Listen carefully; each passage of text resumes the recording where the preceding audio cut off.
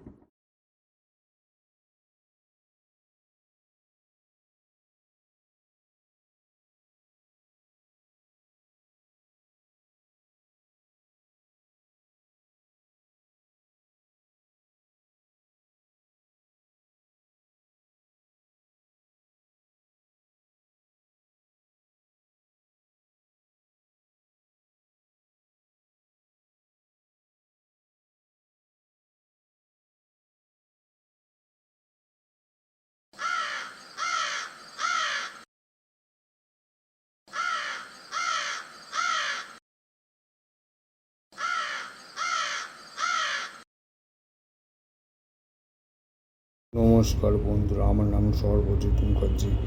এখন যে গল্পটা আপনারা শুনতে যাচ্ছেন সেটা মারাত্মক ভয়ের ঘটনা, যেটা শুনে আপনারা রীতিমতো ভয় পেতে বাধ্য হবেন। আর আমি আপনাদেরকে একটা কথা বলতে চাইছি, আপনার ভূত প্রেতকে বিশ্বাস করুন। হতেই পারে আপনার চোখের সামনে সে ঘুরছে, সে কোনো জিন বা কোনো প্রেতাত্মার জিন কিন্তু যে কোনো মানুষের রূপ ধরে ঘুরতে পারে। এটা কিন্তু কোনো বাজে কথা, আপনার জেনে রাখুন। প্রেতাত্মার জিন যে কোনো মানুষের রূপ ধরে ঘুরতে পারে, মানুষ কেন, যে কোনো প্রাণীর রূপ ধরে ঘুরতে পারে। তার কুকুরও আপনার সামনে জিন হিসেবে আসতে পারে। তো সুতরাং আপনারা রাস্তায় চলাফেরা করার সময় খুব দেখে শুনে চলাফেরা করবেন, আর খুব সাবধানে পা ফেলে চলবেন। রাস্তায় লেবু লঙ্কা পড়ে থাকলে কখনো পা মারিয়ে চলবেন না। আমি আপনাকে বারবার বলছি, রাস্তায় লেবু লঙ্কা পড়ে থাকলে কখনো পা দিয়ে মারিয়ে দিয়ে চলে যাবেন না। তো সুতরাং শুনতে থাকুন আজকে আমার সঙ্গে প্রচণ্ড ভয়ের ঘটনা, যেটা শুনে আপনারা রীতিমতো ভয় পেতে বাধ্য হবেন।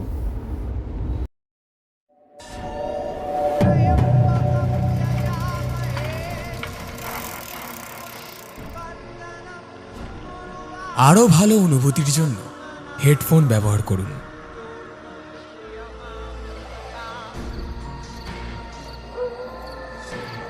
অমাবস্যার রাতটা একটু বিস্ময়কর ছিল। গাঢ় কুয়াশা ও ঝোড়ো বাতাসের দাপটে বড় বড় গাছগুলো যেন সিক্ত স্বভাবে মাথা নত করে এই ধবলপুর গ্রামের কাছে নত মস্তকে ক্ষমা চাইছে।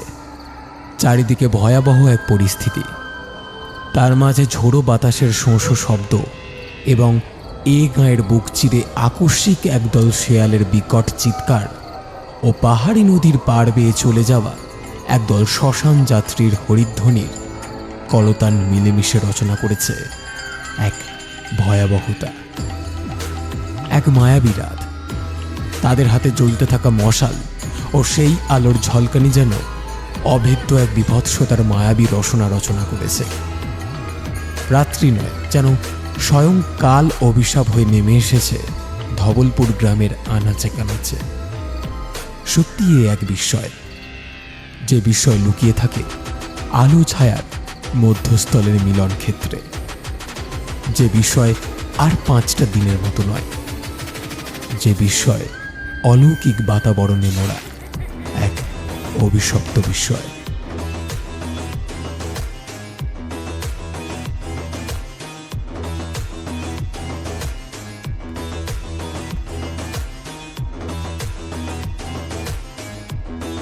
প্রতি অমাবস্যার রাতে ধবলপুর গ্রাম থেকে নিখোঁজ হয়ে যায় 10-11 বছরের কোনো এক বাচ্চা।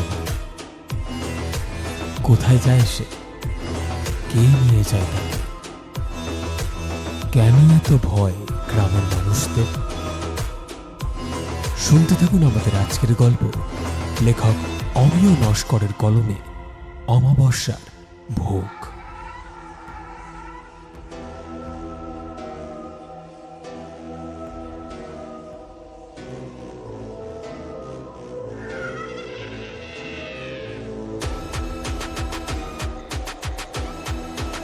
চৈত্র মাসের শেষ সন্ধ্যায় দিনের দৃশ্যমান প্রচণ্ড ঝকঝকে অসহ্যকর রৌদ্র কেমন যেন ম্লান হয়ে এলো।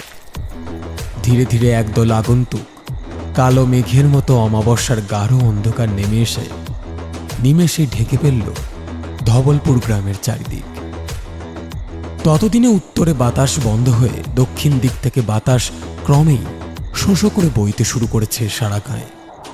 রীতিমতো ধবলপুর গ্রামের মানুষের তৎপরতা বেড়ে যায়, কারণ আজ অমাবস্যা। তাই সন্ধে নামার প্রাক মুহূর্তেই গরু, বাছুর, চাল, ডাল, জিনিসপত্র সব ঘরে তুলতে হবে, নয়তো এই সবের উপর তার নজর পড়ে যাবে। তাই কেউ গোয়ালে গরু বাছুর তুলছে, কেউ বা তেনার সেই মারণ দৃষ্টির হাত থেকে রেহাই পেতে খড়ের চালের উপর প্লাস্টিকের একটা ছাউনি দিয়ে তার মধ্যে ভর্তি করে রাখছে জমি থেকে উৎপাদিত চাল ডালে ভর্তি বস্তা। কেউ বা আবার উঠোনে শুকোতে দেওয়া সিদ্ধ করা ধান বস্তায় ভর্তি করতে ব্যস্ত। এমন সময় গ্রামের উত্তর দিকের উঁচু পাহাড়ি জঙ্গল থেকে ভেসে আসে ঢোলের দুমদুমাদুম আওয়াজ, সঙ্গে শিঙা বাঁশির মাতাল করা সুর। গ্রামের মানুষজনেরা এইসব শব্দ যাতে তাদের কানে না পৌঁছয় তাই কানে আঙুল চেপে চিৎকার করে সবাই বলছে, আমাদের অবস্থা থেকে রক্ষা করো, আমাদের এই অভিশাপ থেকে রক্ষা করো ঈশ্বর। এই মরণ কি আর কতদিন ঈশ্বর, কতদিন?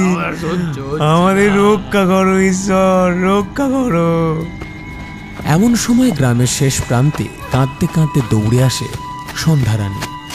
সে 7 মাসে গর্ভাবস্থায় সারা গায়ের আনাচে কানাচে খুঁজে বেড়ায় তার প্রথম কন্যা সন্তান লতিকাকে, কিন্তু কোথাও তার দেখা মেলে না। লতিকা বিকেলবেলায় খেলতে বেরিয়েছিল আর সন্ধ্যায় বাড়িতে ফিরে ঘুমিয়ে পড়ে, কিন্তু রান্না বাড়া সেরে ঘরে ঢুকে সন্ধ্যারানী দেখে লতিকা ঘরে নেই। তাই তার মা তাকে খুঁজতে বেরিয়েছে। মায়ের পিছন পিছন বাবা কানাইলালও তাকে খুঁজছে, কিন্তু তার কোনো পাত্তা নেই। তবে কি লতিকার মৃত্যু ঘটেছে? কিন্তু কেন, কিভাবে তার মৃত্যু হতে পারে? আর মৃত্যু হলেই কেনই বা তার মা সন্ধ্যারানী তাকে এইভাবে পাগলের মতো খুঁজে বেড়াবে? কেন? লতিকা, ওরে লতি, কোথায় গেলি মা তুই? ফিরে আয়, আমার উপর এমন রাগ করিস না সোনা। লতি, ফিরে আয়। হঠাৎ করে রাত বিরেতে এমন ডাক শুনে বাইরে বেরিয়ে এসে গ্রামের এক বৃদ্ধ দেখল পাগলিনীর মতো পথে পথে নিজের মেয়েকে খুঁজে বেড়াচ্ছে কানাই লালের বউ সন্ধ্যারানী। তাকে এমন গর্ভাবস্থায় হাঁটতে দেখে বৃদ্ধ ভবতারণ বলল, বৌমা, তুই বাড়ি চলে যা, তোর লতিকার যে সময় হয়ে গেছে যাওয়ার। শুনছিস না উত্তর দিক থেকে ভেসে আসা ঢোলের ধুমধাম আওয়াজ? আরে ওরাই তো তোর মেয়েকে নিয়ে গেছে। তোর মেয়ে যে আজ অপদেবতার ভোগ হবে। যা, বাড়ি গিয়ে কান্না করে নিজের মনটা হালকা করগে, কিন্তু এইভাবে তুই রাত বিরেতে রাস্তায় ঘুরে বেড়াস না। লতিকা যে আর ফিরবে না রে মা। রাতের টোপে পড়া কুয়াশায় রাস্তাঘাট একেবারে ভিজে স্যাঁতস্যাঁতে হয়ে গেছে। এমন অবস্থায় সন্ধ্যারানী নিজের সর্বশক্তি দিয়ে খুঁজে চলেছে তার মেয়েকে, কিন্তু কোথায় সে খুঁজবে তাকে? যেন কোনো এক পরিচিত শক্তি অপরিচিত ক্ষমতা বলে তুলে নিয়ে গেছে। এদিকে কুয়াশায় সন্ধ্যারানীর সারা শরীর ভেজা, চুলগুলোয় আগায় জমেছে সাদা সাদা শিশির বিন্দু। শাড়ির আঁচলটা বুকের ওপর থেকে নেমে গিয়ে রাস্তায় নেটটানা খেতে খেতে যেন তার পিছে পিছে এগিয়ে চলেছে এই কুয়াশা মাখা অমাবস্যার রাতে তার একমাত্র সঙ্গী হয়ে। এদিকে কানাইলাল মেয়ের নিশ্চিত মৃত্যুর কথা জেনে বুঝে নিজের স্ত্রীকে আটকাবার চেষ্টা করেছিল, কিন্তু একজন মাকে কি এইভাবে আটকে রাখা যায়? তাই তার পিছু পিছু সেও আসছে স্ত্রীকে ঘরে ফিরে নিয়ে যেতে। তার হৃদয় কেঁদে উঠছে বারবার, মনে মনে ঈশ্বরকে বলছে, হে ঈশ্বর, পারলে আমার মেয়েকে ফিরিয়ে দাও, ফিরিয়ে দাও। এরপর অনায়াসে কেটে গেল কয়েকটা দিন। পুলিশ এলো, কিছুদিন তদন্ত চলল, কিন্তু লতিকাকে আর খুঁজে পাওয়া গেল না। উত্তরের জঙ্গলে মিলল কানাই লালের মৃতদেহ। আশ্চর্যের বিষয় এই যে লতিকার সাথে সাথে যেন চিরতরে নিখোঁজ হয়ে গেল তার মা সন্ধ্যারানী। দিন যায়, মাস যায়, বছর যায়, কিন্তু তারা কেউ আর ফেরে না। ফেরে নাই ধবলপুর গ্রামের আকাশতলায়। দুটো জলজান্ত মানুষেরই অন্তর্ধানে খানিক বিচলিত হয়েছিল গ্রামের লোকজন। তারাও খোঁজ খবর চালিয়েছিল যথাসাধ্য, কিন্তু কোথায় গেল তারা? তাদের সন্ধান কেউ পেল না, কেউ না। তবে কি স্বয়ং ধরিত্রী দেবী সীতা মাতার মতোই ওদেরকেও নিজের কোলে স্থান দিলেন? ওদেরকেও নিয়ে গেলেন নিজের সাথে?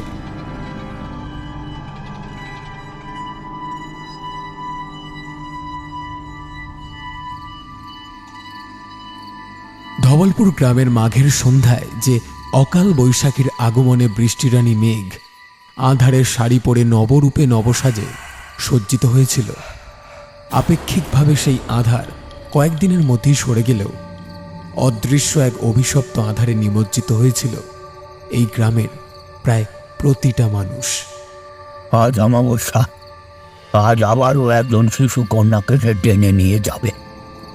তোমরা আজ রাতে কেউ বাইরে বের হবে না, সবাই ঘরের জানলা দরজা বন্ধ করে রেখো। কি জানি কবে এমন অলৌকিক ঘটনার অন্ত হবে। বৃদ্ধের কথা মতো সবাই বিকেল থাকতে থাকতে ঘরের জানালা দরজা বন্ধ করে ভয়ে জড়সড় হয়ে ঘরের মধ্যে বসে থাকে। একজন মা তার 10 বছরের বাচ্চা মেয়েকে বুকে জড়িয়ে ধরে ভয়ার্ত কণ্ঠে বলে, আজ আমাবস্যা, আমি একা তোকে নিয়ে এই ঘরের মধ্যে ভয়ে ভয়ে আছি। আর এমন সময় তোর বাবাও এখনো বাজার থেকে ফেরেনি। কি যে হবে বুঝতে পারছি না। মায়ের কথায় ভয় পেয়ে বাচ্চা মেয়েটি বলে ওঠে, আজ আমাকে নিয়ে যাবে তাই না মা? তোমার কাছ থেকে একেবারের জন্য ওরা আমাকে নিয়ে যাবে বলো? আমি তোমাকে ছেড়ে যাব না মা। না না, আমি তোকে কোথাও যেতে দেব না। তুই আমার কাছেই থাকবি। আয়, আমার কোলে মাথা রেখে শো।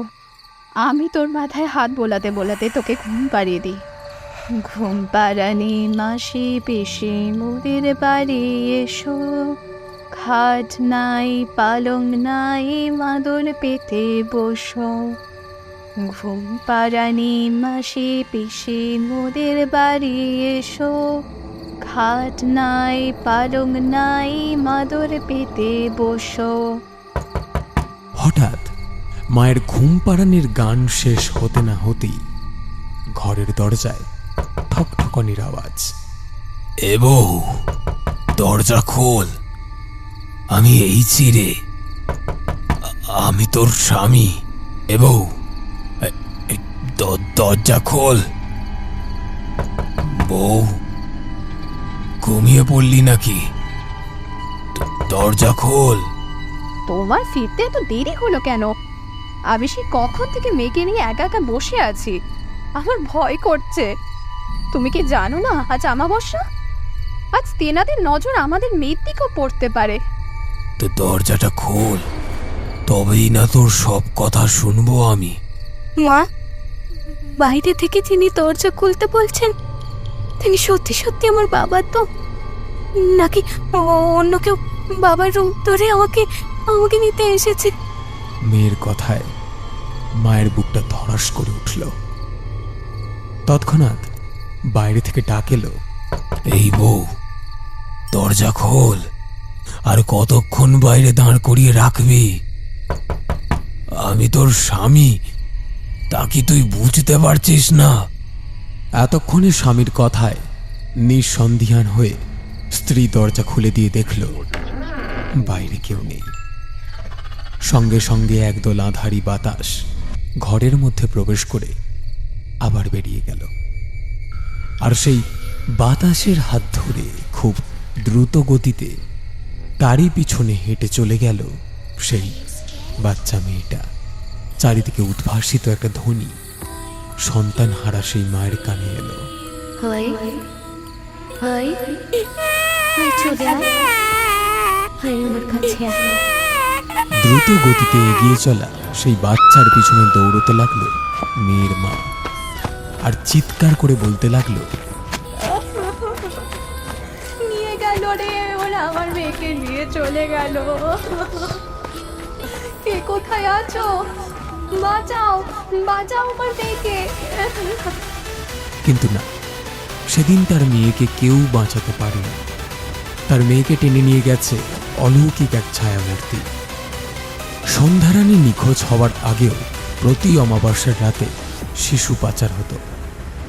সন্ধ্যারানী নিখোঁজ হওয়ার পরেও আগের মতোই প্রতি মাসে অমাবস্যার রাতে একজন করে বাচ্চা মেয়ে উধাও হয়ে যায়। প্রতিটা অমাবস্যার রাতেই উত্তরে জঙ্গল থেকে ভেসে আসে ভয়ানক সব আওয়াজ। আর এইভাবে একে একে মানুষ উধাও হয়ে যাওয়া, এটাই ছিল এই গায়ের ভবিতব্য। ধীরে ধীরে মারি মড়কের লেলিহান থাবা কোপ বসালো ধবলপুর গ্রামের সাধারণ মানুষের উপর। কদিনের মধ্যে গাছপালা, ফুল, পাখি সব যেন বিরামহীন কোনো এক ক্লান্তির কুয়াশায় ভিজে ঠায় দাঁড়িয়ে রইল বোকার মতো, মুক্তির আশায়, হারিয়ে ফেলা সেই সবুজের আশায়। তাই বহু বছর পরেও এই ঘটনার সত্যতা যাচাই করতে গ্রামের মোড়ল এই বিষয়ের উপর মহলে চিঠি পাঠিয়েছেন। দেখা যাক আদৌ এই ঘটনার পিছনে লুকিয়ে থাকা আসল সত্যিটা কি। তবে অনেকেই মনে করে এইসব নিখোঁজ হয়ে যাওয়া বাচ্চারা এই অঞ্চলের অপদেবতার ভোগে পরিণত হয়।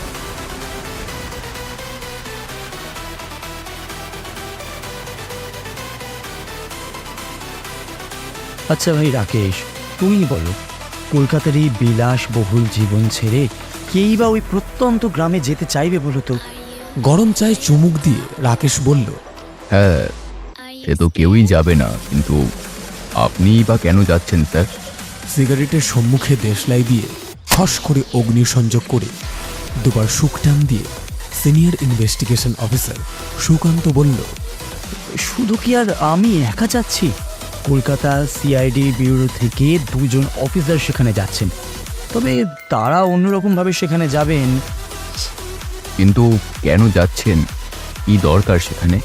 ইনভেস্টিগেশন অফিসার সুকান্ত ভ্রু কুঁচকে কেমন যেন সন্দিহান হয়ে উত্তর দিল, হ্যাঁ, আর বলো না ভাই, বাঁকুড়া জেলার এক প্রত্যন্ত পাহাড় পার্ববর্তী গ্রামে নাকি প্রতি অমাবস্যার রাতে একজন করে বাচ্চা মেয়ে উধাও হয়ে যায়।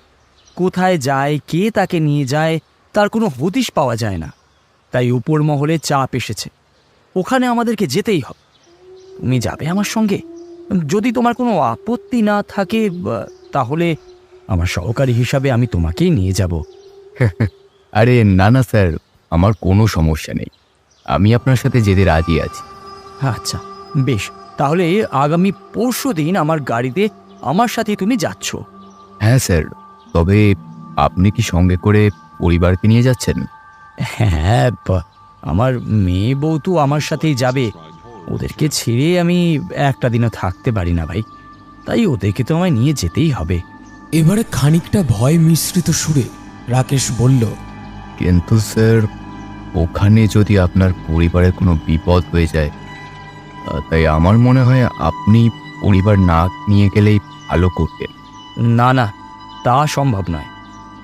যাও, তুমি বাড়িতে গিয়ে ব্যাগপত্র সব গুছিয়ে নাও, বুধবার তাহলে বেরোনো হবে, কেমন? আচ্ছা ঠিক আছে স্যার, তাই হবে। এই বলে ইনভেস্টিগেশন অফিসার সুকান্ত ও তার সহকারী রাকেশ দুজনেই যে যার বাড়িতে ফিরে গেল। অতঃপর পূর্ব নির্ধারিত দিনেই তারা রওনা দিল সেই অজপাড়া গাঁয়ের উদ্দেশ্যে। পরন্ত বিকেলবেলায় তাদের গাড়ি গন্তব্যের উদ্দেশ্যে বেরিয়েছে। গাড়ির মধ্যে অফিসার সুকান্ত, তার স্ত্রী ও 10 বছরের একটা ফুটফুটে কন্যা নিজেদের মধ্যে কথাবার্তা বলছে। অ্যাসিস্ট্যান্ট রাকেশ ড্রাইভারের পাশের সিটে বসে জানালা দিয়ে বাইরের দিকে চেয়ে আছে। এমন সময় বাচ্চা মেয়েটির একটা কথা সকলের কানে এলো। বাবা, আমরা যেখানে যাচ্ছি ওখানে নাকি আমার মতো বাচ্চা বাচ্চা মেয়েরা সব নিখোঁজ হয়ে যায়। মেয়েটির কথায় গাড়ির মধ্যেকার পরিস্থিতি কেমন যেন হঠাৎ করে গরম হয়ে উঠল। সুকান্ত ভ্রু কুঁচকে বলল, এইসব কথা তুমি কার কাছে শুনলে বাবা? তুমি আর মামাম তো এই কথা নিয়ে আলোচনা করছিলে, আমি তখনই শুনেছি। মেয়ের মুখে এমন উত্তর শুনে আর কথা না বাড়িয়ে সুকান্ত নিজের মেয়েকে বুকে জড়িয়ে ধরে কপালে একটা চুম্বন ছুঁয়ে বলল, বোকামে। না না বাবু, আমরা অন্য কথা আলোচনা করছিলাম তো। তুমি ভয় পেও না, কিচ্ছু হবে না। তাছাড়া যারা হারিয়ে গেছে, নিখোঁজ হয়ে গেছে, তাদেরকে খুঁজে বের করব বলেই তো আমি সেখানে যাচ্ছি। তুমি তো জানো তোমার বাবা একজন পুলিশ। হ্যাঁ বাবাই, বুঝেছি। এতক্ষণে গাড়ির একটা প্রবল ঝাঁকুনিতে সবাই অনুভব করল এই যে শহরের যানজট, গাড়ির হর্নের আওয়াজ ধীরে ধীরে পার করে গাড়িটা ঢুকে পড়েছে মফস্বলের পথে। শহরের ঝাঁ চকচকে আলো বদলে গায়ের রাস্তার ঘুটঘুটে অন্ধকার। ঘড়িতে সময় এখন রাত্রি 9টা। গ্রামের প্রবল অন্ধকার ভেদ করে সামনের দিকে নিচু চলার মতো জায়গায় উপর দিয়ে কাঠের তৈরি একটা সাঁকো, তার উপর দিয়ে বিচিত্র ঘর ঘর শব্দে গাড়িটা এগিয়ে গিয়ে দূরের অন্ধকার বাঁকে মিলিয়ে গেল। জানালার কাঁচ নামিয়ে রাকেশ বাইরের দিকে চেয়ে দেখল গ্রামের কোনো দিকে কোনো জনমানব নেই। একটা স্যাঁতস্যাঁতে ভিজে ভ্যাবসা আবহাওয়া তাদের শরীরে এসে লাগল, যেন মনে হলো ফেলে আসা জলা থেকে একটা ক্রূর কুণ্ডলিত জলীয় অভিশাপ ধীরে ধীরে অদৃশ্য ফনা তুলে উঠে আসছে। এমন সময় হঠাৎ গাড়ির ড্রাইভার বার কতক হর্ন বাজিয়ে ব্রেক কষে বলল, সাহেব, গাড়ি এর চেয়ে আর বেশি এগোবে না। সামনে সরু মাটির রাস্তা আছে, বাকিটা পথ হেঁটেই যেতে হবে। হায়, কাউকে তো দেখতেও পাচ্ছি না। কাকে যে জিজ্ঞাসা করি, আর যে কতটা পথ বাকি কে জানে। গাঢ় অন্ধকারের বুক চিরে সরু মাটির রাস্তা বরাবর একটা ক্ষীণ আলো দুলতে দুলতে এগিয়ে আসছে। এতক্ষণে সুকান্তবাবুর স্ত্রী বলে উঠল, ওই তো একটা আলোর ছটা এগিয়ে আসছে, বোধহয় কেউ এদিকেই আসছে, ওনাকেই জিজ্ঞেস করো। সেই দুলতে থাকা আলো কিছুটা এগিয়ে আসার পর বোঝা গেল একটা গরুর গাড়ি জঙ্গলের ভেতরের পথ দিয়ে ধীর মন্থর দোদুল্যমান গতিতে বেরিয়ে আসছে। গরুর গাড়ি চালাচ্ছে এক বৃদ্ধ, যেমন শীর্ণকায় রুগ্ন বসার চোখ মুখওয়ালা চালক। গরু দুটোও তেমন রোগা পাতলা। তবে বৃদ্ধকে দেখে এরা কিছু বলতে যাবে, তৎক্ষণাৎ বৃদ্ধ বলল, আপনারাই কলকাতা থেকে এইছেন তো? হ্যাঁ, আমরা কলকাতা থেকে এসেছি। আচ্ছা আচ্ছা, আসেন, বসেন বসেন, আমার গাড়িতে বসেন।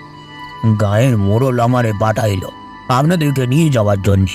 এদের 4 চাকাওয়ালা বড় গাড়িটার একপাশে পার্কিং করে দিয়ে ড্রাইভার সমেত কজনে আর বৃথা বাক্য ব্যয় না করে গরুর গাড়ির ছইয়ের ভিতর কোনো রকমে ব্যাগপত্র নিয়ে উঠে পড়ল। গাড়িটা যে পথ দিয়ে এসেছিল সেই পথের দিকেই ফিরে চলল।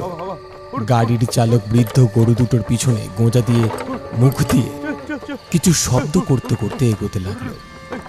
কিছুটা সময় পুরোপুরি নিস্তব্ধ, একটা মায়াবী আচ্ছন্নতা। ছইয়ের ভিতর থেকে বাইরে তাকালে উন্মুক্ত আকাশের তারা দেখা যায়। তারপর হঠাৎ সমস্ত নিস্তব্ধতা ছিন্ন করে গরুর গাড়ির গাড়োয়ান ঝনঝন শব্দে ক্যানেস্তারা বাজিয়ে ওঠে। রাকেশ কৌতূহলী হয়ে কারণ জিজ্ঞেস করে, হঠাৎ এমন শব্দ করার কারণ? আগে ওই তেনাদের জানান দেওয়ার জন্য এটা বাঁচান। আসলে অন্ধকার রাস্তাঘাটে এই রাত বিরেতে তেনাদের চলার পথেই যদি এই গাড়ি পড়ে যায় তবে আমার রক্ষে নেই পাবো, তাই এই ক্যানেস্তারা বাজাচ্ছিল। বুঝলেন কি না? গাড়োয়ানের কথায় রাকেশ কিংবা সুকান্ত দুজনেই মুখ উল্টে ভ্রু কুঁচকে একটা অবিশ্বাস্য ভাবভঙ্গি করল, তবে মুখে কিছু আর বলল না। অতঃপর 2-4টে মোড় ঘুরে একটা বট গাছের গোড়ায় গরুর গাড়ি এসে থামল। মোড়ল মশাই আসার আগেই একটা কটু দুর্গন্ধ এসে সকলকে অতিষ্ঠ করে তুলেছে এবং সঙ্গে ভয়ানকভাবে ঋণ ঋণে ধ্বনিতে ভেসে আসছে চাপা কণ্ঠে তীব্র গোঙানি করা ভালো কান্নার আওয়াজ। বাঁশবাগানে কাঁদার বকুল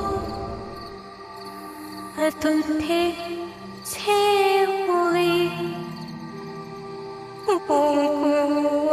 আমার গল্প শোনা ছোট কি কই আমার লতি রানী কই।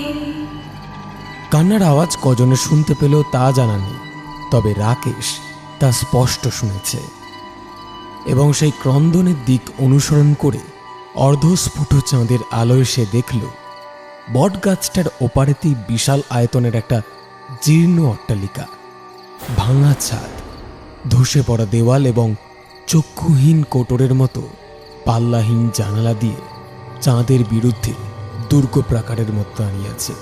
ঠিক তার পাশেই অবস্থিত একটা সুস্থ স্বাভাবিক মাঝারি অট্টালিকা। তা থেকে বৃদ্ধ মোড়ল সাহেব হন্তদন্ত হয়ে বেরিয়ে এসে বললেন, এই নমস্কার স্যার, আমি এই গাঁয়ের মোড়ল দুর্গাচরণ রায়। বলুন স্যার, আপনাদের আসতে কোনো অসুবিধা হয়নি তো? আরে না না, আমাদের কোনো রকম অসুবিধা হয়নি তেমন। তবে আপনাদের অসুবিধার কথা আজ আর শুনবো না। কাল সকালে আমি সবটা শুনে আমার কাজ আমি শুরু করব। হ্যাঁ, সে তো বটে। আপনারা এখন বিশ্রাম করুন, অনেকটা পথ এসেছেন। চলুন, ওই যে ওই ঘরটাতে আপনাদের থাকার ব্যবস্থা করেছি।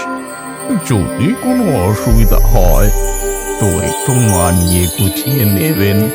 এইসব কথা বলতে বলতে মোড়ল সাহেব পুরো অট্টালিকার পাশের সেই সুস্থ স্বাভাবিক বাড়িটার মধ্যে তাদেরকে নিয়ে গেলেন। আচ্ছা, পাশের ওই সুবিশাল অট্টালিকা এমন ভয়প্রাপ্ত ও পতিত হয়ে পড়ে আছে কেন? সে অনেক সব কাল সকাল থেকে আপনাদেরকে শোনা। এখন মুখ হাত ধুয়ে খাওয়া দাওয়া করুন, অনেক রাত হয়েছে। এবার একটু বিশ্রাম করে নিন। এই পঞ্চু, যা তো এনাদের খাবারের ব্যবস্থাটা কর। ঘরের মধ্যে থেকে একজন বেরিয়ে এসে বলল সে এখনই খাবার দিচ্ছে। এর নাম পঞ্চু। আজ থেকে ও আপনাদের কাজের লোক, রান্না বান্না সব করবে। এছাড়া হাই ফরমাস কিছু হলে বলবেন ওকে, ও করে দেবে। আজ তবে চলি ইন্সপেক্টর বাবু, কাল সকালে দেখা হবে। সাবধানে থাকবেন। শুভরাত্রি। এরপর রাতের খাবার খেয়ে তারা যে যার মতো ঘুমোতে গেল। যে ঘরটাতে বড় তক্তপোষ পাতা ছিল, ওই ঘরটাতে ইনভেস্টিগেশন অফিসার সুকান্ত তার মেয়ে বউকে নিয়ে শুয়ে পড়ল। যেহেতু তারা তিনজন, তাই বড় ঘরটার দখল তাদের। আর ছোট ঘরে গিয়ে শুয়ে পড়ল গাড়ির ড্রাইভার বিট্টু ও অ্যাসিস্ট্যান্ট রাকেশ। সুকান্ত বাবুর ঘরের মধ্যে একটা মস্ত বড় জানালায় গ্রিল বসানো। কাঁচের পাল্লা সরালে গ্রামের পূর্ব দিকটা পরিষ্কার দেখা যায়, কিন্তু রাতের অন্ধকারে সেখান থেকে একটা কালো আধার পিণ্ড ছাড়া আর কিছুই দেখা যাচ্ছে না। জানালার উল্টো সাইডে একটা দড়ি দিয়ে ভাড়া টাঙানো আছে জামা কাপড় ঝুলিয়ে রাখার জন্য। জানলাটা সরিয়ে সুকান্ত খানিকক্ষণ বাইরের দিকে চেয়ে ঘরের মধ্যে পায়চারি করতে করতে একটা সিগারেট ধরে টান দিতে শুরু করল। কি গো, কিছু চিন্তা করছো নাকি? এমন পায়চারি করছো কেন? এই গ্রামে ঢোকার পর থেকে একটা বিষয় আমি লক্ষ্য করছি। দেখছি কেমন যেন শুনশান এরিয়া। আর সবচেয়ে বড় কথা, গ্রামে ঢোকার পর থেকে সারা শরীরে কেমন যেন শিরশির করছে। আচ্ছা, তোমার কি এমন মনে হচ্ছে না? হ্যাঁ গো, তুমি ঠিকই বলেছ। আমারও শরীরটা কেমন যেন ঝিমঝিম করছে। ভয়ের একটা বাতাবরণ আমাদেরকে ঘিরে আছে সব সময়। ও মা, এসো না, এসে শুয়ে পড়ো আমার পাশে। আমার ভীষণ ভয় করছে। কেন মা, আমার সোনামার ভয় করছে কেন? এই তো মাম্মাম, আমি তো এখানেই আছি, তোমার বাবাও এখানে আছেন। আচ্ছা বেশ, আমি তোমার পাশে শুয়ে পড়ছি। কথাগুলো বলেই বিমলা মেয়ের বাম পাশে গিয়ে মেয়েকে জড়িয়ে ধরে শুয়ে পড়ল। অতঃপর সুকান্ত ঘরের হ্যারিকেনের আলো কম করে মেয়ের ডান দিকে গিয়ে শুয়ে পড়ল। ধীরে ধীরে তাদের চোখে নেমে এলো ঘুম। ওদিকে ড্রাইভার এবং রাকেশ বোধহয় এতক্ষণে ঘুমিয়ে পড়েছে। এদিকে ঘরের খোলা জানালা দিয়ে কলঙ্কিত চাঁদের নোংরা আলো এসে পড়েছে সুকান্তের ঘরের মেঝের ওপর। পুরো নিস্তব্ধ একটা রাত। এমন নিস্তব্ধ রাত এই 5 জনের জীবনে আগে কখনো আসেনি। পুরো পৃথিবী যেন প্রাণহীন। শুধুমাত্র পাশের ঘরের ড্রাইভারের নাক ডাকার আওয়াজ ছাড়া আর তেমন কিছুই শোনা যায় না। তবে এই আওয়াজকেও অতিক্রম করে মাঝে মধ্যে শোনা যায় গ্রামের শেষ প্রান্ত থেকে ভেসে আসা শিয়ালের ডাক, রাত হরিণের তিনতিরি চিৎকার এবং সেই সঙ্গে বিভৎস ভয়ানক কান্নার আওয়াজ। বাগানে মাতার ওপর চাঁদ উঠেছে,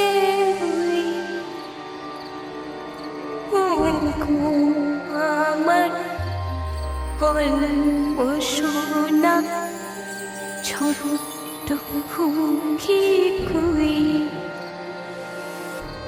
আমার লতি রানী কই। না, এখন আর কেউ শুনতে পায়নি এই আওয়াজ, কারণ এতক্ষণে সবাই মরার মতো ঘুমিয়ে পড়েছে। তবে কেমন যেন অলৌকিকভাবে খট করে চোখের পাতা খুলে বিছানায় উঠে বসল সুকান্ত বাবুর মেয়ে ছুটকি। তারপর তক্তপোষ থেকে নেমে পা টিপে টিপে ঘরের দরজা খুলে ঘর থেকে বেরিয়ে গেল। ঘোর অন্ধকারের মধ্যে অসীম অজানায় সে অজান্তেই হাঁটতে লাগল।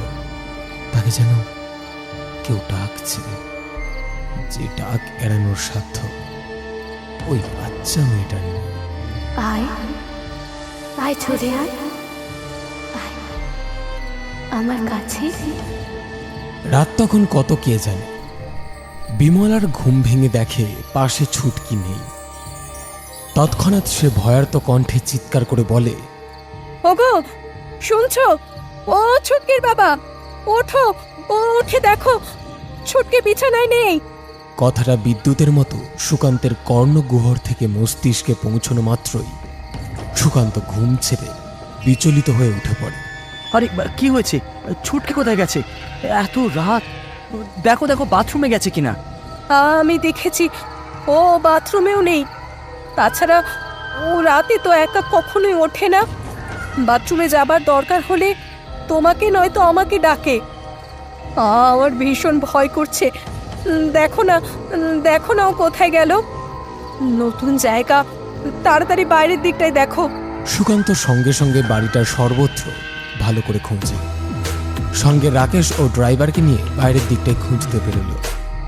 তাদের কানে এলো একটা বিদঘুটে শব্দ। লতিকা, এই তো আমি, এসো আমাকে ধরো। এই তো আমি তোমার মায়ের মতো। এতক্ষণে ঘর থেকে বেরিয়ে 4 জনে সেই বট গাছটার নিচেই দাঁড়িয়েছিল। একটু আগে গরুর গাড়ি চালকটাও তাদেরকে এই বট গাছটার নিচে নামিয়ে দিয়ে গিয়েছিল। তবে হঠাৎ এমন মায়াবী ডাক কানে আসায় সেই ডাক অনুসরণ করে তারা চোখ ফেরাল। এই গ্রামে এসে প্রথম দেখা সেই অবক্ষয়িত জীর্ণ বিবর্ণ শালিকের মতো ধ্বংসের শেষ নিঃশ্বাস ত্যাগ না করে দাঁড়িয়ে থাকা পোড়ো বাড়িটার দিকে। চলো ওই বাড়িটার ভেতর থেকে ঘুরে আসি। ছুটকি বোধহয় ওই দিকটাই আছে। দেখলেন তো স্যার, এই জন্য আমি আপনাকে বলেছিলাম আপনি পরিবার নিয়ে অন্তত এই ইনভেস্টিগেশনে যাবেন না। তাতে আপনার স্ত্রী ও সন্তানের ক্ষতি হতে পারে। দেখুন, মিলেছে তো আমার কথাটা? ভাট বকো না তো, এখন যে কাজটা করছো ওটাই মন দিয়ে করো। এমন কথায় রাকেশ পুরোপুরি চুপ করে গেল এবং সুকান্তকে অনুসরণ করতে করতে বিমলা, ড্রাইভার ও রাকেশ ধীরে ধীরে প্রবেশ করল সেই পোড়ো বাড়িটায়। মোবাইলের ফ্ল্যাশ অন করে ঘরের চারিদিকে একবার খুঁজে নিয়ে নিচের তলার 4টে ঘরে ভালোভাবে চোখ বুলিয়ে অতঃপর দুর্বার আকর্ষণে ভগ্নপ্রায় সিঁড়ি দিয়ে তারা ছাদের উপরে ওঠার চেষ্টা করল। প্রতি মুহূর্তে ঘর থেকে ইট বালি পলেস্তারা খসে পড়ার আওয়াজ হয়ে চলেছে। বহু কষ্টে ছাদে ওঠার পর তারা দেখল অধিকাংশ জায়গাতে ছাদ ফেটে ভেঙে ধূলিসাৎ হয়েছে। ফাটলে ফাটলে অরণ্যের পঞ্চম বাহিনী ষড়যন্ত্রের শিকড় চালিয়ে ভেতর থেকে এই অট্টালিকার ধ্বংসের কাজ অনেকখানি এগিয়ে রেখেছে। তবুও কৃষ্ণপক্ষের ক্ষীণ চাঁদের আলোয় সমস্ত কেমন যেন অপরূপ মায়াময় হয়ে ওঠে। হঠাৎ তাদের চোখের সামনে ঘনিয়ে আসা মায়ার বাঁধন ছিঁড়ে একটা রূঢ় অলৌকিকতা ভেসে ওঠে।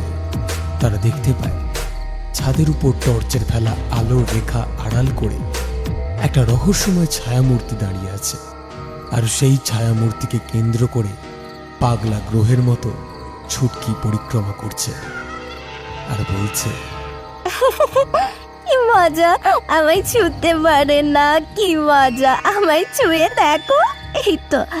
এই তো আমি তোমার লতিকা, আমি তোমার লতিকা। কি হচ্ছে কি এসব ছুটকি? এই গভীর রাতে বিছানা ছেড়ে এখানে কেন উঠে এসেছো? বুকে ভয় নেই তোমার? বাবার বকুনিতে মেয়ে কেঁদে ফেলে। তাকে সঙ্গে নিয়ে সেই অট্টালিকা ছেড়ে আবার সবাই ফিরে আসে নিজেদের ঘরে। এখন সময় রাত 2:15। এত রাতে একটা নতুন জায়গায় এসে 10 বছরের একজন বাচ্চা মেয়ে ঘুমোতে ঘুমোতে বিছানা ছেড়ে উঠে গিয়ে অপরিচিত একটা পোড়ো অট্টালিকার ছাদে কোন অদৃশ্য শক্তির সাথে খেলা করছিল। তবে কি এখানে বাচ্চা মেয়ে অপহরণের বিষয়টা মনুষ্য সৃষ্ট নাকি অলৌকিক? এসব কথা ভাবতে ভাবতে তাদের আর বাকিটা রাত দু চোখের পাতা এক হলো না।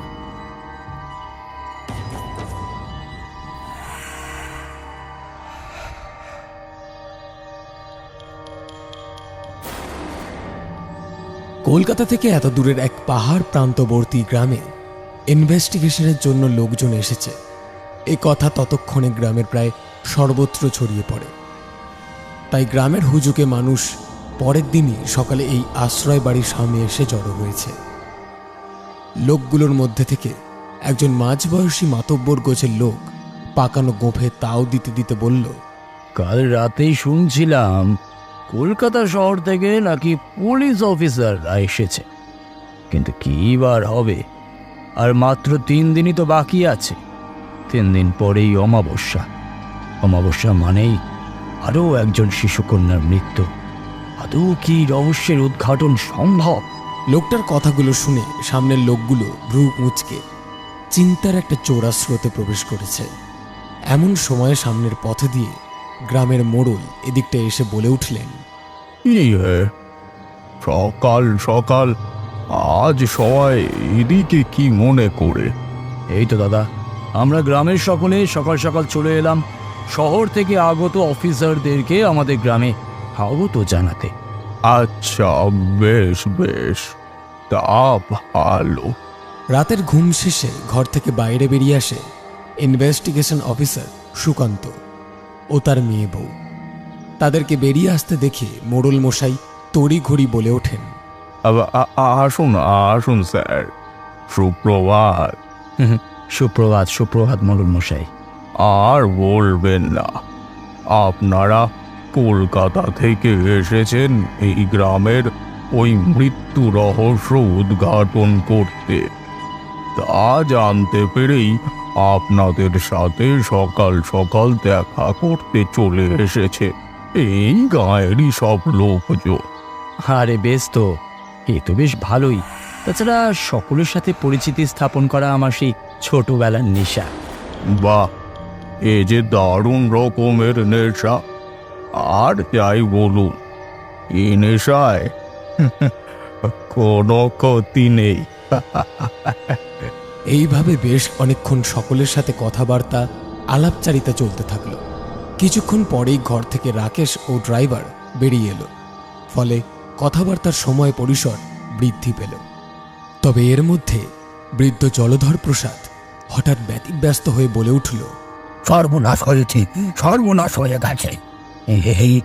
এই বাচ্চা মেয়েটা আপনার নাকি সাহেব? হ্যাঁ, ছুটকি আমার মেয়ে। কিন্তু কি হয়েছে বলুন তো? আপনি এমন ভয় পেয়ে গেলেন কেন? চলে যান সাহেব, এখান থেকে পালিয়ে যান, নইলে যে সে আপনার মেয়েকেই নিয়ে নেবে। আর মাত্র 3 দিন পরেই অমাবস্যা, এর মধ্যে এই গ্রাম ছেড়ে পালিয়ে যান। ওর নজর আপনার মেয়ের উপর পড়েছে। দেখুন দেখুন, গলায় কেমন কালফেটে দাগ পড়েছে, এটাই তার লক্ষণ। পালিয়ে যান, পালিয়ে যান।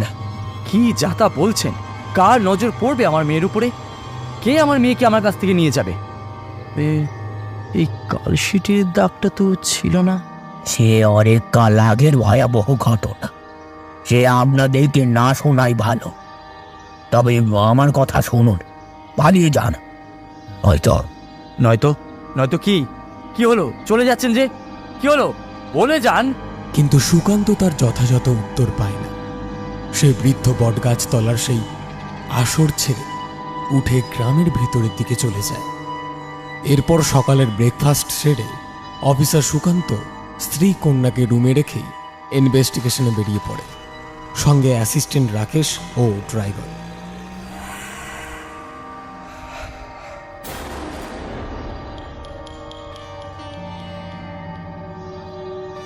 রাকেশ, সুকান্ত কিংবা গাড়ি চালক যখন এই গ্রামে পৌঁছয় তখন গ্রামের চারিদিক ছিল অন্ধকারে ঢাকা।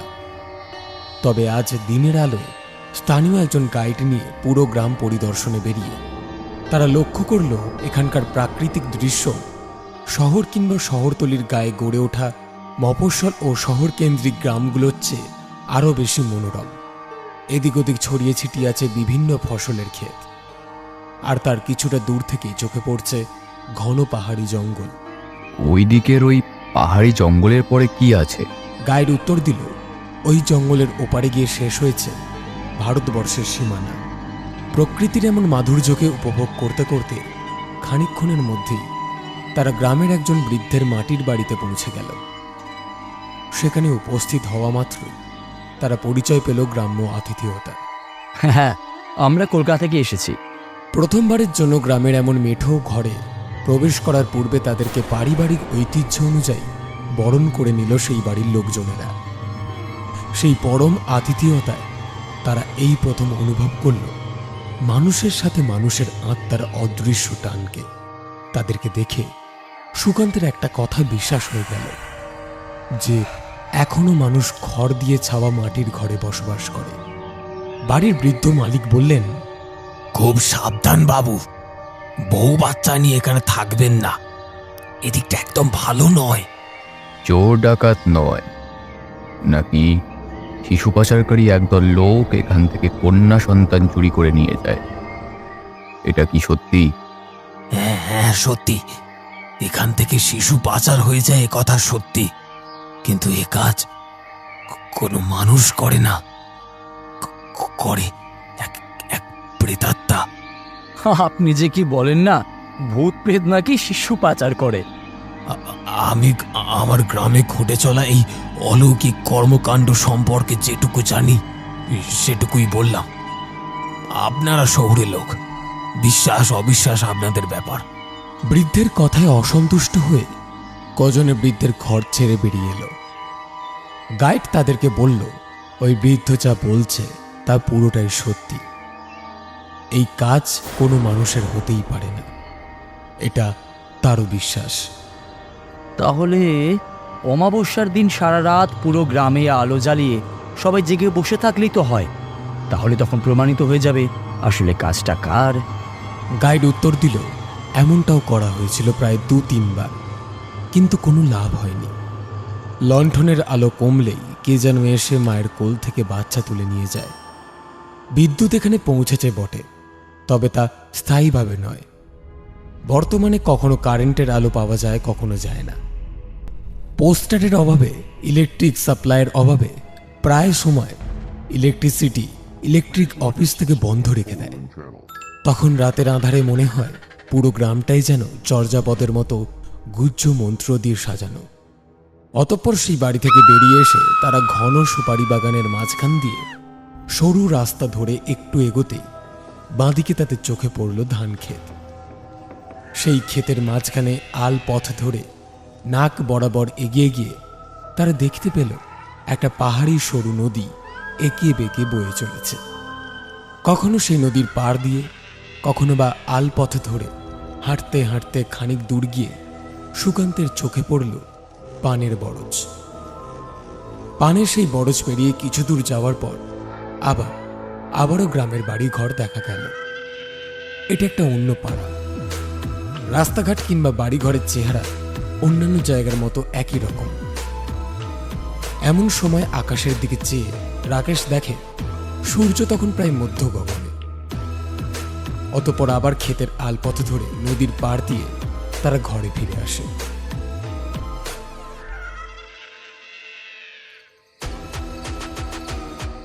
রাতের বেলা সবাই ঘরে ফিরে ডিনার করে যে যার মতো ঘুমিয়ে পড়ে। সুকান্তের স্ত্রী বিমলা বলে, দেখো না, মেয়েটার গলায় এই কালশিটের দাগটা কিছুতেই যাচ্ছে না। কখন কিভাবে যে এমন দাগ হলো কে জানি। ও নিয়ে তুমি বেশি চিন্তা করো না, সময় মতো ও ঠিক সেরে যাবে। চলো, অনেক রাত হয়েছে,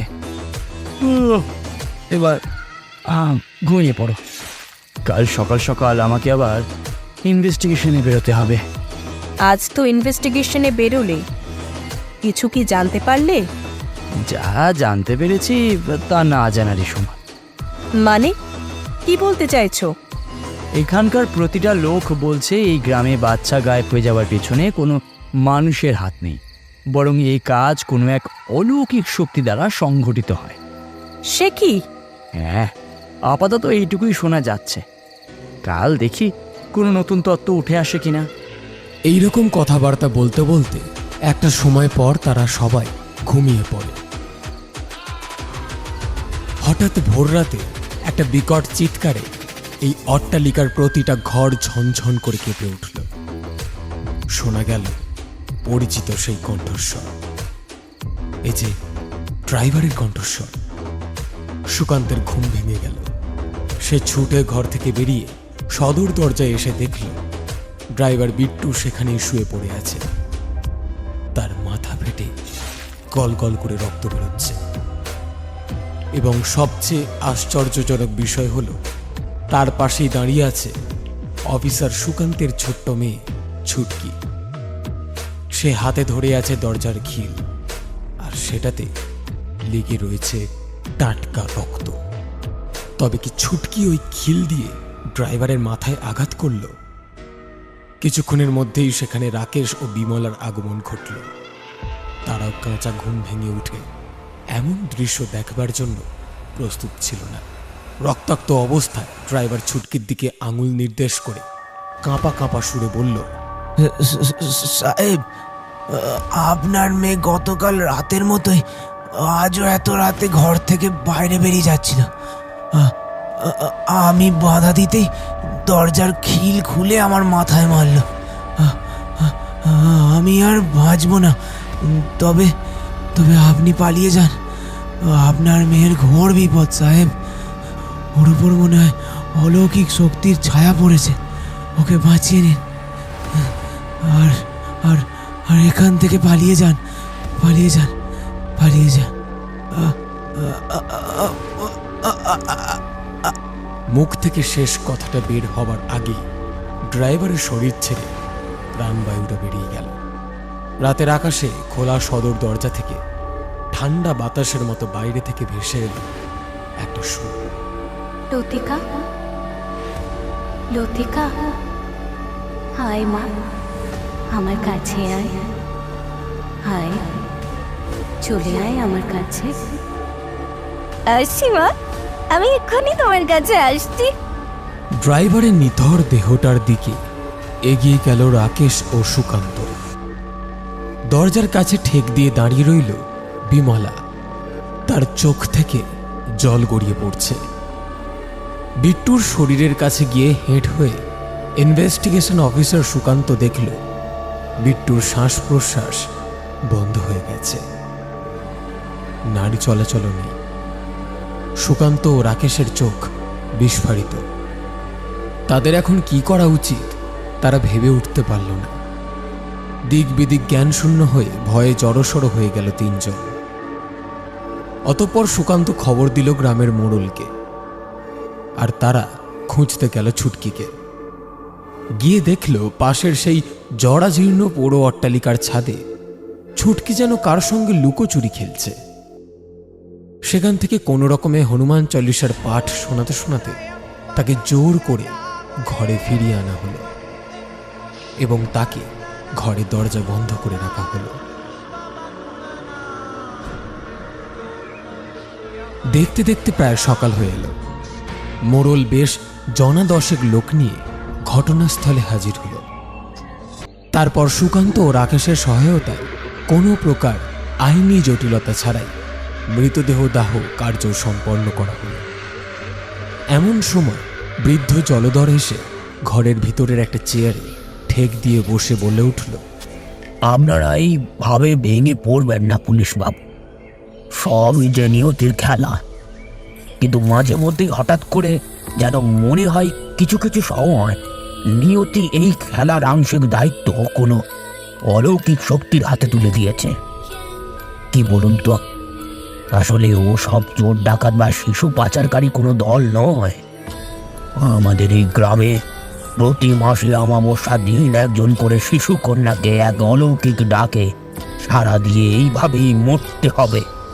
কেউ রক্ষা করতে পারবে না, কেউ রক্ষা করতে পারবে না। যে রক্ষা করতে চাইবে তার অবস্থাও ওই ড্রাইভারের মতোই হবে। আমি জানি ড্রাইভারের কিভাবে মৃত্যু ঘটেছে। আজ অমাবস্যা, আজ রাতেই ও আপনার মেয়েকে নিয়ে যাবে চিরতরে। এর আগের দুদিনও তো আপনার মেয়ের সাথে খেলা করেছে, ওর প্রতি ভালোবাসা বাড়িয়েছে, আর আজ রাতেই ও আপনার মেয়েকে কাছে নিয়ে নিজের মমত্ববোধের পরিচয় দেবে, নিজের মাতৃত্বের পরিচয় দেবে। আপনি কি বলতে চাইছেন পরিষ্কার করে বলুন তো? তাছাড়া ভূত প্রেত একজন জলজ্যান্ত বাচ্চাকে নিয়ে যায়, এটাও আমাকে বিশ্বাস করতে হবে? দেখুন পুলিশ বাবু, আমার বয়স এখন ৮০-৮৫ হবে। আমার জীবন অভিজ্ঞতা দিয়ে একটা কথা বলতে পারি আপনাকে।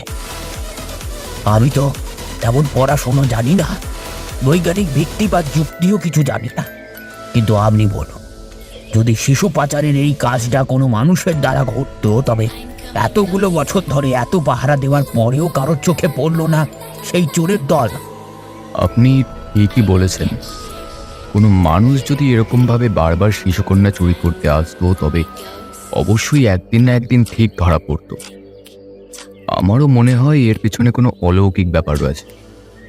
তাছাড়া রাতের বেলায় জানলা দরজা খোলা রাখলে কেমন যেন একটা অস্পষ্ট ডাক কানে আসে, ওই পুরো অট্টালিকার দিক থেকে। আমি জানি পুলিশ বাবু, আমি জানি এই গায়ে একটাও শিশু কন্যাকে কোনো চোর ডাকাতে নিয়ে যায়নি। সব শিশু কন্যাগুলোকে নিজের মেয়ে লতিকা মনে করে কাছে টেনে নেয় সন্ধ্যারানীর অতৃপ্ত আত্মা। কে এই সন্ধ্যারানী? সে কেনই বা অমাবস্যার রাতে এক এক করে সকল শিশু কন্যাকে নিজের মেয়ে ভেবে কাছে টেনে নেয়? সে অনেক কাল আগেকার কথা, তখন আমার বয়স খুব একটা বেশি নয়। এই ঘটনা শুনেছিলাম বাবার মুখে। এ তোমাদের মিথ্যে বা ভৌগলমি মনে হতে পারে, কিন্তু না, এক ফোঁটা মিথ্যে নয়, সব তাই সত্য।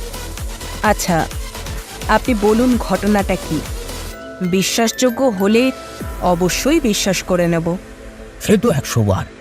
বিশ্বাসী মেলায় বস্তু তর্কে বহুদূর। তবে কথাগুলো বলে রাখি, বিশ্বাস অবিশ্বাস সবটাই আপনাদের নিজস্ব ব্যাপার। আপনি শুরু করুন। সে এক সময় ছিল, বাংলার মানুষজন তখন স্বপ্ন দেখতে শুরু করেছিল। এতদিন তাদের যে অথাভাব অনাহারে দিন অতিবাহিত হচ্ছে, তা বোধ হয় এবার ঘুচে যাবে। কিন্তু নতুন স্বাধীনতা প্রাপ্ত বাংলাদেশের সেই দুর্দশার দিন শেষ হয় না। নতুন সরকার গঠন, নতুন তহবিলে নতুন করে বাজেট পেশ, সবকিছুতেই আর্থিকভাবে গুলিয়ে পড়ে পূর্ব বাংলার নতুন সরকার। তাই দ্রব্যমূল্যের উপর করের পরিমাণ বৃদ্ধি হয়। ফলত তখন চাল ডালের দাম আকাশ ছোঁয়া, কর্মজীবন বিপন্ন। তাই সাম্প্রদায়িক হিংসা এই সব কিছুর জেরে সাধারণ মানব জীবনে মরণাপন্ন অবস্থা। এই শোচনীয় অবস্থার শিকার হয়েছিল সদ্য বিবাহিত নবদম্পতি কানাইলাল ও সন্ধ্যারানী। সন্ধ্যারানীকে ভালোবেসে বিয়ে করে কানাই। সন্ধ্যারানী ছিল উচ্চ ব্রাহ্মণ ঘরের কন্যা, আর কানাইলাল ছিল সামান্য একজন কৃষকের ছেলে। তাই তাদের এই বিয়ে মেনে নিতে চায়নি সন্ধ্যারানীর পরিবারের লোকজন। জাতপাতের বিরোধিতা করার অপরাধে তাদেরকে পুরোপুরি এক ঘরে করে দেওয়া হয়, বিতাড়িত করা হয় সমাজ থেকে। তাই তারা স্বগৃহ ছেড়ে ওপার বাংলা থেকে চলে এসেছিল আমাদের এপারের এই গ্রামে। এখানে দরমা ঘেরা কুঠুরিতে জন্ম দিয়েছিল তার একমাত্র কন্যা সন্তান লতিকাকে। গ্রামের জমিদার তারাশঙ্করের জমিতে তেভাগা চাষে ভাগ নিয়ে চাষ করাই ছিল কানাইলালের একমাত্র জীবিকা। আর সন্ধ্যারানী জমিদারের বাড়িতে বাসন মাজত, জাটপালা দিত, কাপড় জামা ধুত, এই সব কাজেই সে নিয়োজিত ছিল। লতিকা পড়ছিল গায়ের পাঠশালায়। এইভাবে ধীরে ধীরে বড় হয়ে উঠছিল লতিকা ও তাদের পরিবার। কিন্তু একদিন হঠাৎ করেই গ্রামে নেমে এলো এক নতুন ভয়। প্রতি অমাবস্যার রাতে একজন করে শিশু কন্যা গায়েব হয়ে যেতে লাগল। সন্ধ্যারানী ও কানাইলাল তাদের মেয়েকে নিয়ে চিন্তায় পড়ল। রাতে তাদের ঘুম হয় না।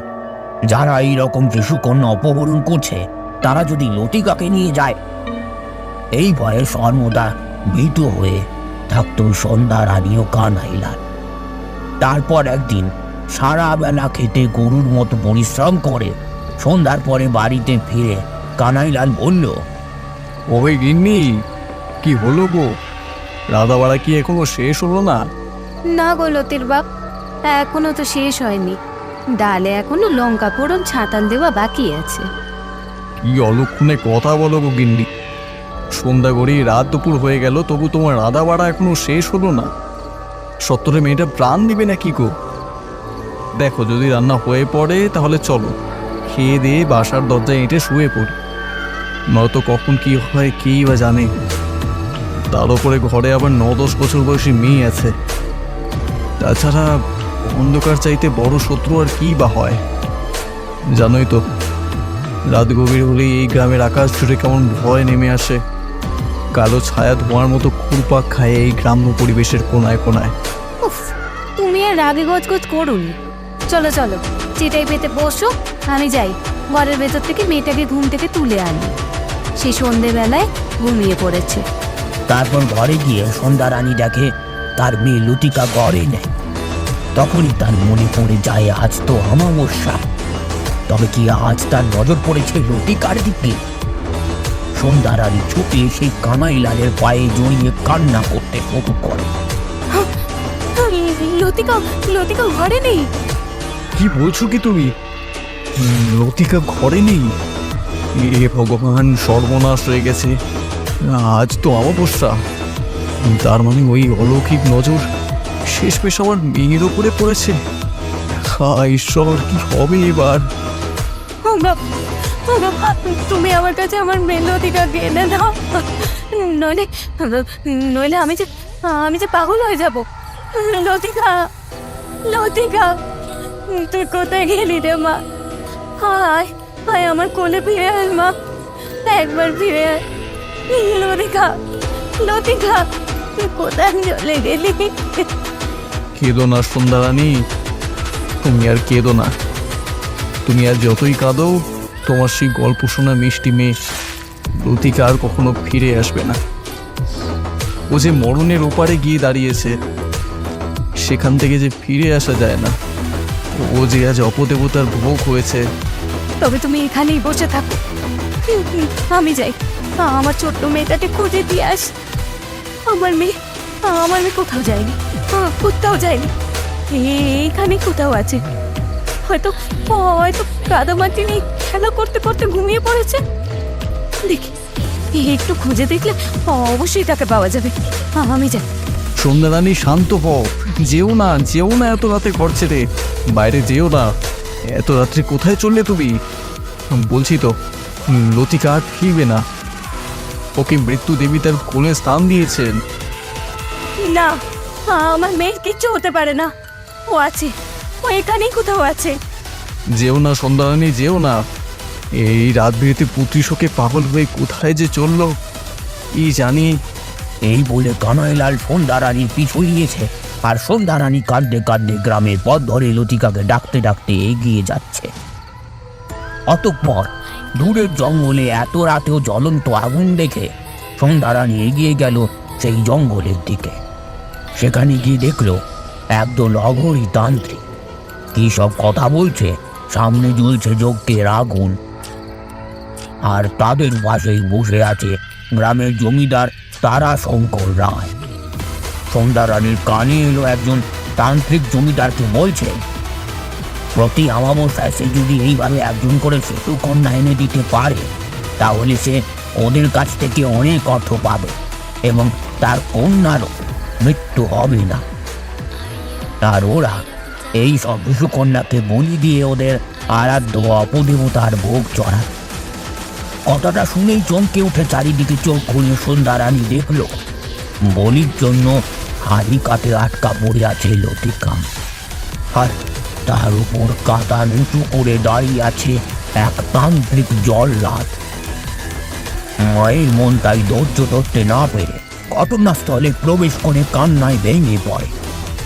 ছেড়ে দাও, আমার মেয়েকে ছেড়ে দাও। কিন্তু তার কান্না সেদিন কেউ শোনে, বরং সঙ্গে সঙ্গে সন্ধ্যারানী ও কানাইলালকে তারা বন্দি বানিয়ে দেয়। শয়তান জমিদার তারাশঙ্কর, তোকে আমি ছাড়বো না, তোর বিনাশ করবই।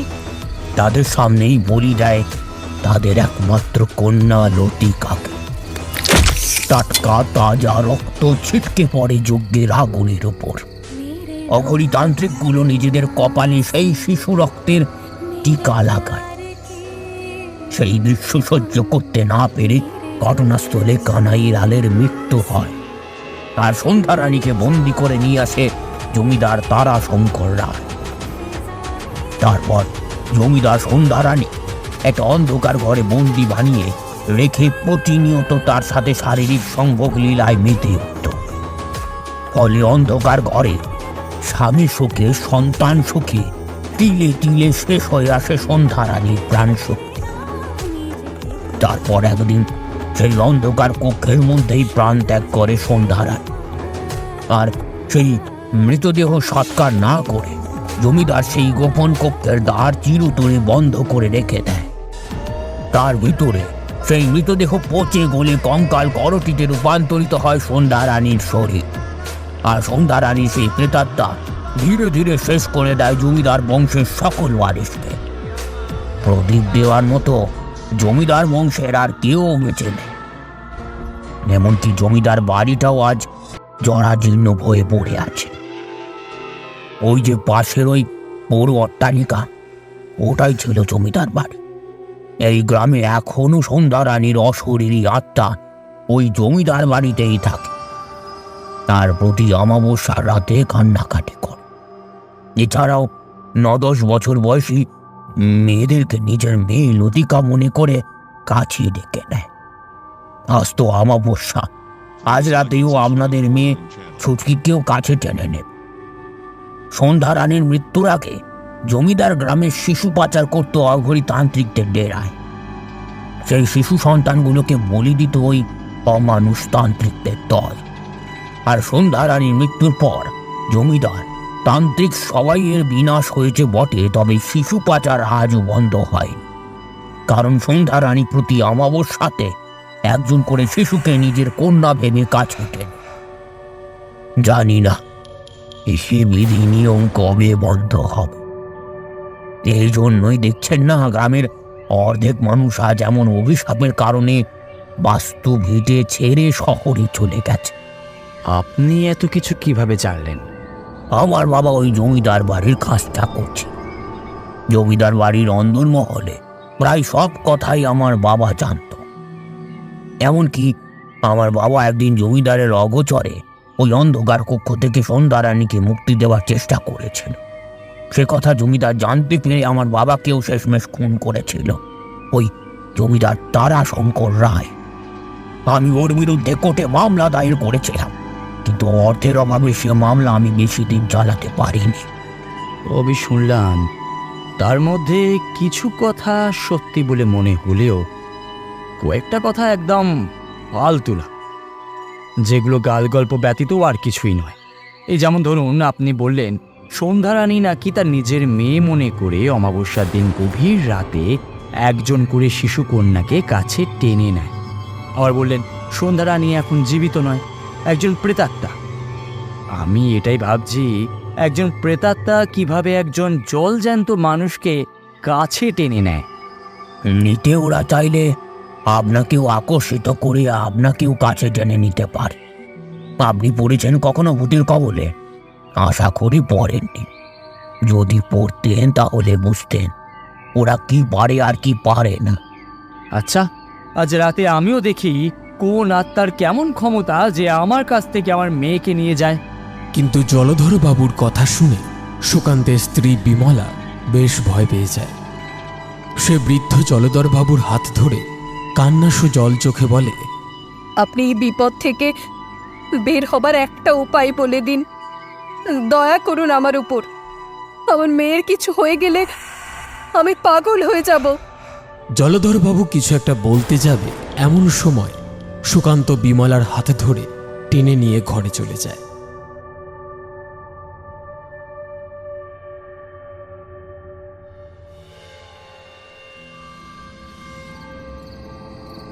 ধীরে ধীরে সন্ধ্যা নেমে আসে। সারাদিন সুকান্ত, রাকেশ, বিমলা প্রায় সকলেই ছুটকির উপর নজর রেখেছে। অমাবস্যায় বিমলা নিরামিষ খাবার খায়। সেই নিয়ম মাফিক আজও দুপুরে নিরামিষ রান্না হয়েছিল, কিন্তু ছুটকি আজ এক মুঠো ভাত মুখে তোলেনি। খেতে বসে মাংসের জন্য কেঁদেছে সে। ভাতের থালা উল্টে দিয়ে ছুটকি বলে, এসব খাবার আমি খাবো না, আমার মাংস এনে দাও, আমি মাংস খাবো। মাংসের স্বাদ আমার খুব ভালো লাগে। এই বলে ছুটকি দৌড়ে গিয়ে রান্নাঘরে ঢোকে। সেখানে শিকের উপর একটা কড়াই ঝুলছিল। টুলের উপরে উঠে সেটা নামিয়ে ছুটকি দেখল সেখানে 10-12 পিস কাঁচা মাছ নুন হলুদ মিশিয়ে আশিন দিয়ে রেখেছে রান্নি পঞ্চু।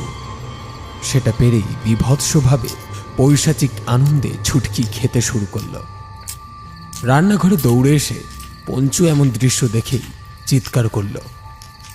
চিৎকার শুনে সুকান্ত ছুটে এসে দেখল ছুটকি এইটুকু সময়ের মধ্যে 10-12 পিস কাঁচা আশিন দেওয়া মাছের টুকরো খেয়ে ফেলেছে। সঙ্গে সঙ্গে সুকান্ত ছুটকির দুটো গালে চর কষিয়ে বলল, এসব কি শুরু করেছিস? পাগল হয়ে গেছিস নাকি তুই? আজ নিরামিষ রান্না হয়েছে, তা না খেয়ে তুই ভাতের থালা উল্টে ফেলে দিয়ে এসে তুই কাঁচা মাছ চিবিয়ে খাচ্ছিলিস। কথাগুলো বলার সময় এক দৃষ্টিতে সুকান্তের দিকে চেয়ে রইল ছুটকি। ধীরে ধীরে তার চোখ জবা ফুলের মতো লাল হয়ে এলো। আমাকে আমার কাজে বাধা দিস না, মেরে ফেলবো। ড্রাইভারের মতো তোকেও মেরে ফেলবো। ছুটকির মুখে এমন কথা শুনে সুকান্ত শিউরে উঠল। আর এদিকে যে মেয়ে নিরামিষ পনির তরকারি খেতে ভালোবাসে, মাংসে অনীহা, সেই মেয়ে আজ হঠাৎ মাংসের জন্য ভাত মুখে তোলেনি। বিমলা বেশ অবাক। সন্ধে হতে না হতেই বিমলা সব দরজা জানালায় তালা ঝুলিয়ে দিয়ে ছুটকিকে একটা ঘরে বন্দি করে রেখে বাইরে থেকে তালা দিয়ে দেয়। ছুটকি চিৎকার করে বলে, তুমি কি করছো? এইভাবে সব জায়গায় তালা ঝোলাচ্ছ কেন? আমাকে যেতে দেবে না বলে? আমি তো যাবই, আমাকে আটকে রাখতে পারবে না। আমার মা আমাকে ডাকলেই আমি চলে যাব। আমার যাওয়ার পথে বাধা দিলে আমি কিন্তু কাউকে ছাড়বো না, ড্রাইভারের মতো শেষ করে দেব। শোনো, তোমার মেয়ে ছুটকি কি বলছে শোনো।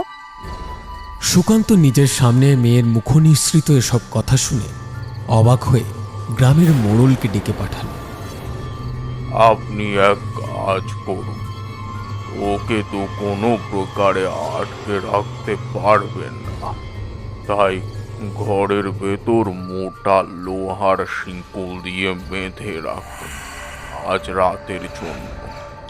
আজ অমাবস্যা কেটে গেলে কাল সকালেই এই গ্রাম ছেড়ে চলে যাবেন। মোড়লের কথা মতো ছুটকিকে কজনে মিলে বেঁধে ফেলার চেষ্টা করল, কিন্তু তার শরীরে কি প্রচণ্ড ক্ষমতা, কিছুতেই তাকে বাঁধতে পারল না। এ যেন বিড়ালের গলায় ঘণ্টা বাঁধার বৃথা প্রচেষ্টা।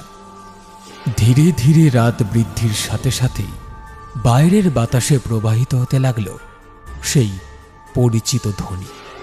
লতিকা, লতিকা, আয় মা, আমার কাছে আয়, আয়, চলে আয় আমার কাছে। এই ডাক ছুটকির কানে আসতেই সে ঘরের ভিতরের জানালা দরজায় প্রচুর জোরে জোরে আঘাত করতে লাগলো। আমাকে ছেড়ে দে, আমি আমি আমার মায়ের কাছে যাব। ছেড়ে দে আমাকে, আমার মা আমাকে ডাকছে, ছেড়ে দে বলছি। সে কি প্রবল গর্জন, কি প্রবল চিৎকার! এই রকম ভাবে চলল বেশ কয়েক ঘন্টা। তারপর দুম করে ঘরের দরজা ভেঙে ছুটকি বেরিয়ে এলো। তার পিছনে ছুটল তার মা বাবা। বাইরে বেরিয়ে দেখল ছুটকি যেন অন্ধকারের সাথে মিশে গেছে। হঠাৎ করে সে যেন কর্পূরের মতো উবে যাচ্ছে। সঙ্গে সঙ্গে সুকান্ত ফোন করে পুলিশ ফোর্স ডাকল। গ্রামের লোকজনের সঙ্গে মিলে পুরো গ্রাম তছনছ করে খুঁজে ফেলল।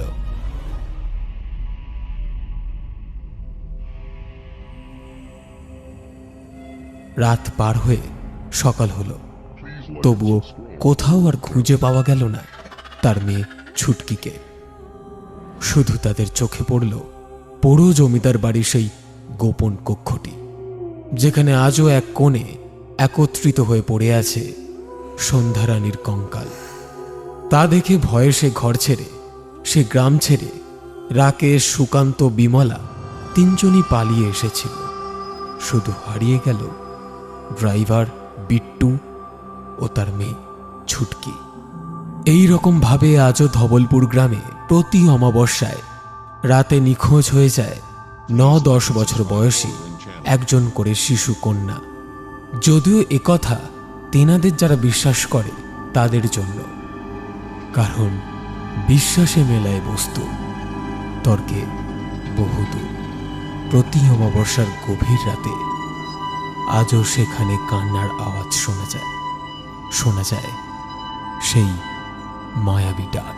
লতিকা, লতিকা, আয় মা আমার কাছে আয়, আয়, চলে আয় আমার কাছে।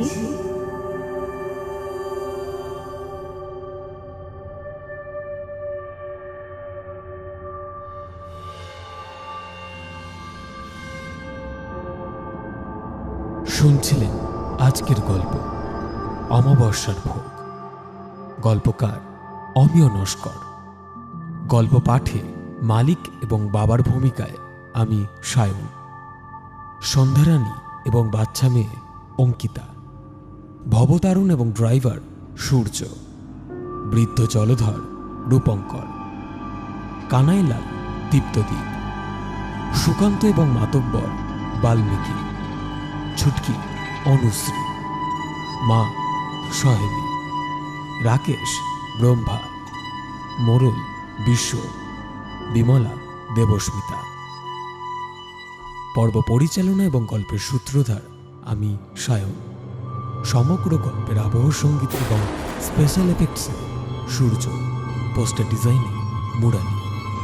আমরা অসংখ্য ধন্যবাদ জানাই গল্প লেখক শ্রী অমিয় নস্করকে আমাদের এই উদ্যোগে পাশে থাকার জন্য। কেমন লাগলো আমাদের আজকের গল্প জানান আমাদের কমেন্ট বক্সে। গল্পটি ভালো লেগে থাকলে লাইক এবং শেয়ার করতে ভুলবেন না। আমাদের গল্প নিয়মিত শুনতে হলে চ্যানেলটিকে সাবস্ক্রাইব করে নেবেন। আবার একটি নতুন গল্প নিয়ে খুব শীঘ্রই হাজির হচ্ছি আমরা। ততক্ষণের জন্য বি সেফ, স্টে কানেক্টেড।